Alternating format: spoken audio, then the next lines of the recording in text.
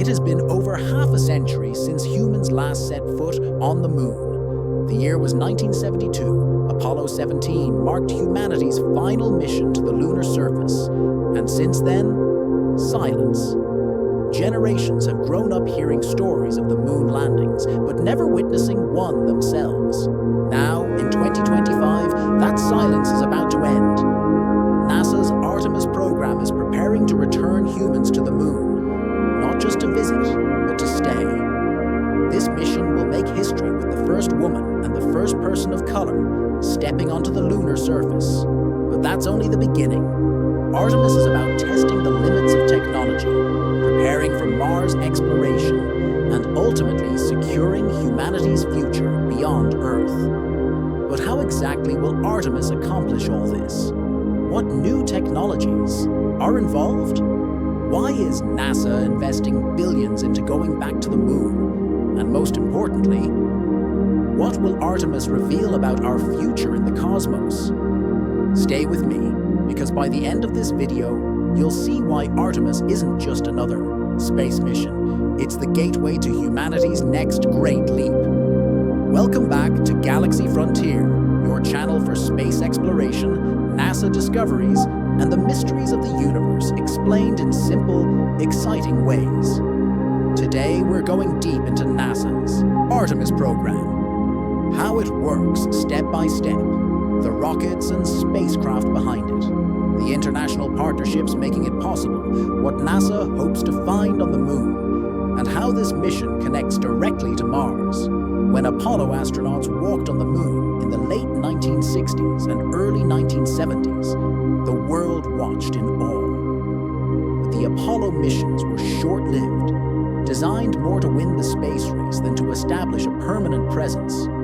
Artemis, however, is about something far bigger. Sustainability, diversity, and the long-term expansion of humanity into the solar system. So let's take a journey from the origins of Artemis through the technology that makes it possible to the future it's building for us all. After Apollo 17 in 1972, many assumed we'd be back on the moon within a decade. But instead, NASA shifted focus. The Space Shuttle program dominated from the 1980s through the early 2000s, while the International Space Station became the centerpiece of human spaceflight. Still, the dream of returning to the moon never vanished. By the 2000s, NASA had developed concepts for a new lunar program, but funding and politics delayed them. It wasn't until 2017 that the Artemis program was officially announced. Why the name Artemis? In Greek mythology, Artemis is the twin sister of Apollo, the goddess of the moon. The symbolism is powerful. Apollo took us to the moon the first time. Artemis will take us back, but this time to stay, and to represent everyone. NASA set 3 ambitious goals for Artemis. Return humans to the moon by the mid-2020s. Establish a sustainable lunar presence. Prepare for human missions to Mars in the 2030s. As NASA Administrator Bill Nelson put it, we're going back to the moon to stay. Not just to plant flags, but to build the foundations for humanity's future.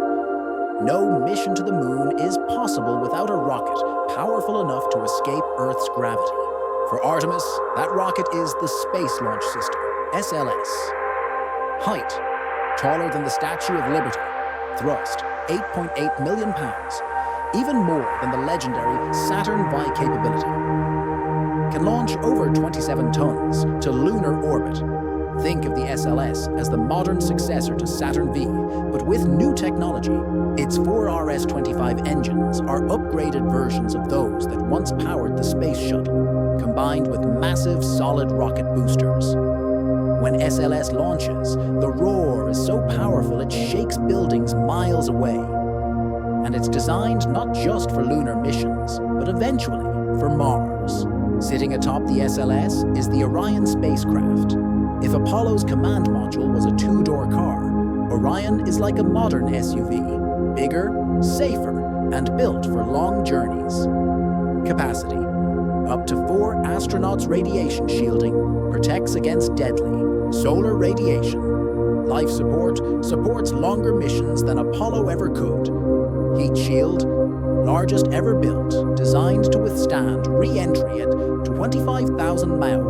Orion already proved itself during Artemis I in 2022, flying uncrewed around the moon and safely returning to Earth. In Artemis II, scheduled for 2024, Orion will carry astronauts around the moon, and then comes Artemis III, the lunar landing. Here's where Artemis really becomes futuristic. Unlike Apollo, astronauts won't go straight from Earth to the moon. Instead, they'll stop at the Lunar Gateway, a small space station in orbit around the moon. The gateway will serve as a staging point for lunar landings, allow international partners to contribute modules and technology, enable longer missions by storing supplies and equipment, act as a hub for scientific experiments. Think of it as a mini ISS orbiting the moon, but designed to support deep space exploration. From the gateway, astronauts will board the Human Landing System, HLS. NASA chose SpaceX to develop this vehicle based on their Starship design. Starship HLS is unlike anything we've seen before. Fully reusable lunar lander room for multiple astronauts and cargo designed to dock with Orion and carry crew down to the moon's surface. For Artemis III, Starship HLS will take astronauts to the moon's south pole, a place no human has ever explored. Why land at the South Pole instead of the Apollo sites near the equator? One reason: water ice. Scientists believe craters in permanent shadow at the lunar South Pole may hold massive deposits of ice. This is crucial because water is life. It can be split into oxygen for breathing and hydrogen for rocket fuel. If confirmed, the South Pole could become humanity's gas station in space. Scientific discoveries.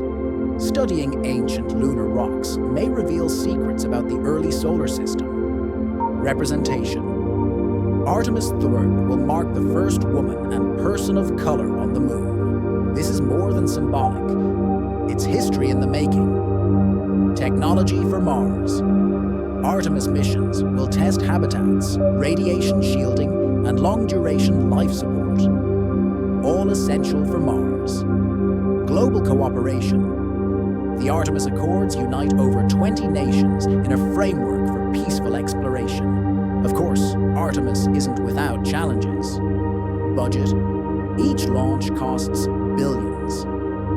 Delays. Artemis III has already been pushed to 2025. Safety.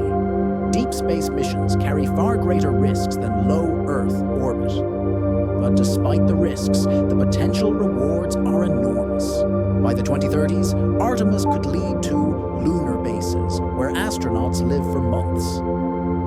Mining operations to extract resources. Mars missions launching directly from the moon. Imagine astronauts waking up every morning on the lunar surface, watching Earth rise above the horizon. That future might be closer than we think. Artemis rockets burn fuel so fast they could drain a swimming pool in seconds. Orion's navigation systems are so precise they can align with stars for guidance. During Apollo 11, computers had less power than today's smartphones. Artemis has computing power millions of times greater. So there you have it. The Artemis Program, a bold plan to return humans to the moon after more than 50 years. This isn't just another mission. It's the foundation of humanity's future beyond Earth. What do you think? Will Artemis succeed in building a permanent human presence on the moon? And are we ready for Mars?